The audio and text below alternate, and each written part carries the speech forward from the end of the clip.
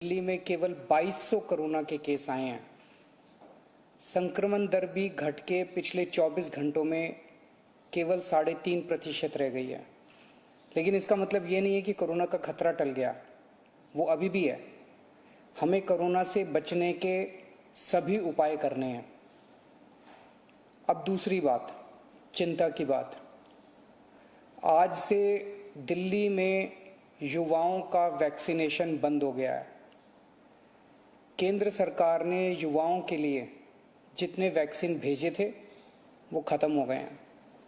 इसीलिए युवाओं के वैक्सीनेशन सेंटर आज से बंद किए जा रहे हैं।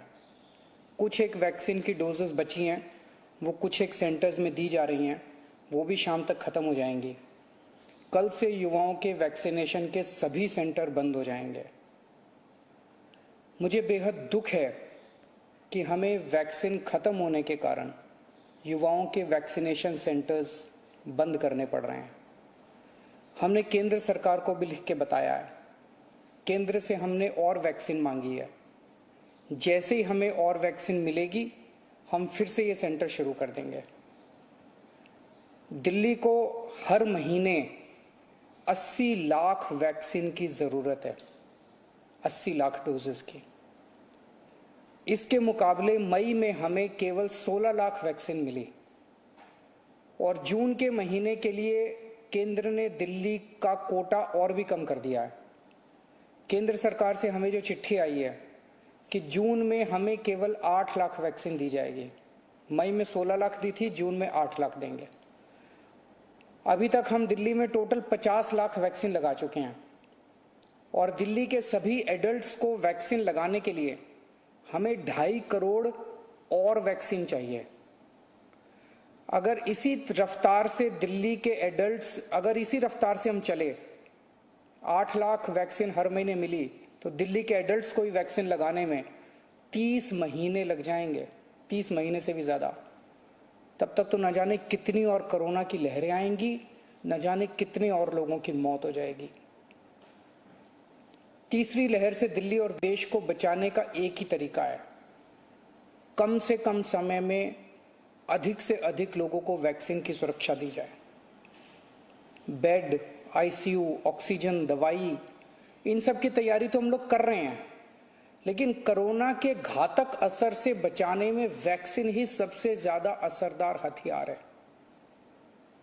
वैक्सीन की कमी केवल सरकार की चिंता नहीं है, आम आदमी भी वैक्सीन के इस संकट से बहुत डरा हुआ है। कल एक अम्मा का फोन आया, बोली मुझे और मेरे बेटे को वैक्सीन लगवानी है। मैंने पूछा अम्मा कितनी उम्र है दोनों की? बोली मेरी उम्र 65 साल है, मेरे बेटे की उम्र 35 साल।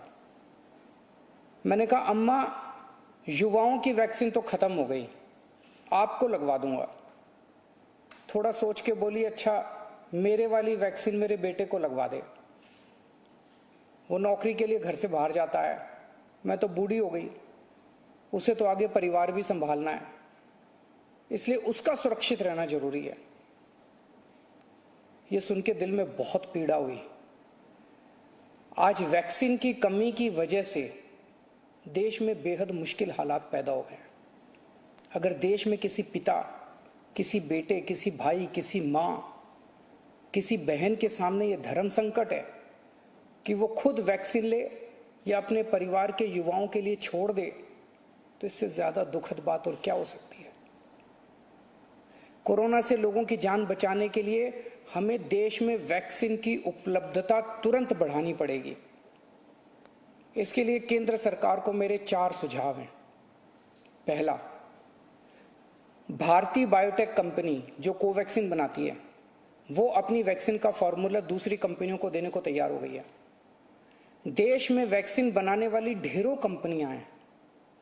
केंद्र सरकार तुरंत उन सभी कंपनियों को बुलाए और उन्हें आदेश दे, उनसे रिक्वेस्ट ना करे, उन्हें आदेश दे कि वे सभी कंपनियां युद्ध स्तर पर समयबद्ध तरीके से वैक्सीन बनाना तुरंत चालू करें। मैं पूरी विनम्रता से कहना चाहता हूं कि इन सभी कंपनियों को अगले 24 घंटे में बुलाकर ये आदेश दिए जाएं। मेरी बात को अन्यथा ना लिया जाए। इस वक्त एक एक दिन कीमती है, इसलिए मैं ये बात कह रहा हूं। दूसरा सुझाव, सभी विदेशी वैक्सीन, जितनी विदेशी वैक्सीन है उनको भारत में इस्तेमाल करने की तुरंत इजाजत दी जाए। ये भी 24 घंटे में होना चाहिए, इसमें भी बिल्कुल देरी ना की जाए। और विदेशी वैक्सीन के जितने निर्माता हैं उनसे भारत सरकार बात करे। अभी भारत सरकार ने राज्यों पे छोड़ दिया कि स्टेट्स बात करें, हर राज्य अपने अपने स्तर पे विदेशी कंपनी वालों से बात करे। ये कोई अच्छा लगता है? भारत के 36 राज्य और यूनियन टेरिटरी हर कंपनी के सामने जाके आपस में लड़ रहे हैं। महाराष्ट्र हरियाणा से लड़ रहा है, हरियाणा दिल्ली से लड़ रहा है, आपस में लड़ रहे हैं सारे इन कंपनियों के सामने। इससे विदेशों में भारत की क्या छवि बन रही है? भारत सरकार उनसे खरीदेगी तो ये कंपनियां भारत सरकार को बहुत ज्यादा गंभीरता से लेंगी और फिर भारत सरकार तो सीधे इन कंपनियों के देशों की सरकारों से बात कर सकती है ना। और भारत सरकार जब इन कंपनियों से बात करेगी तो भारत सरकार तो कई 100 करोड़ की वैक्सीन खरीदने की बात करेगी, तो जाहिर है ये कंपनियां भारत सरकार से कहीं ज्यादा अच्छे से बात करेंगी। तो भारत सरकार को इनसे वैक्सीन खरीद के राज्यों में बांट देनी चाहिए। तीसरा सुझाव, कुछ देश ऐसे हैं, पढ़ने में आ रहा है मीडिया में, कि जिन्होंने जरूरत से ज्यादा वैक्सीन जमा कर रखी है। उनकी जनसंख्या जितनी है उसके हिसाब से उनको जितनी वैक्सीन चाहिए उससे कहीं ज्यादा वैक्सीन वो स्टोर करके बैठे हैं। उनसे भारत सरकार को वैक्सीन लेने के लिए गुजारिश करनी चाहिए, प्रार्थना करनी चाहिए। और चौथा सुझाव, ये जितने विदेशी कंपनियां वैक्सीन उत्पादक हैं उन्हें भारत में वैक्सीन उत्पादन करने की भी तुरंत अनुमति दी जाए।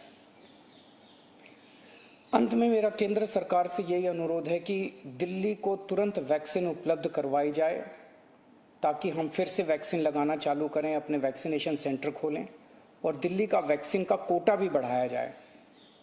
कोरोना की इस लहर में सबसे ज्यादा युवा जिंदगियों का नुकसान हुआ है, युवाओं की मौत हुई है और दिल्ली में इस वक्त युवाओं के कोटे की वैक्सीन खत्म हो गई है। नमस्कार।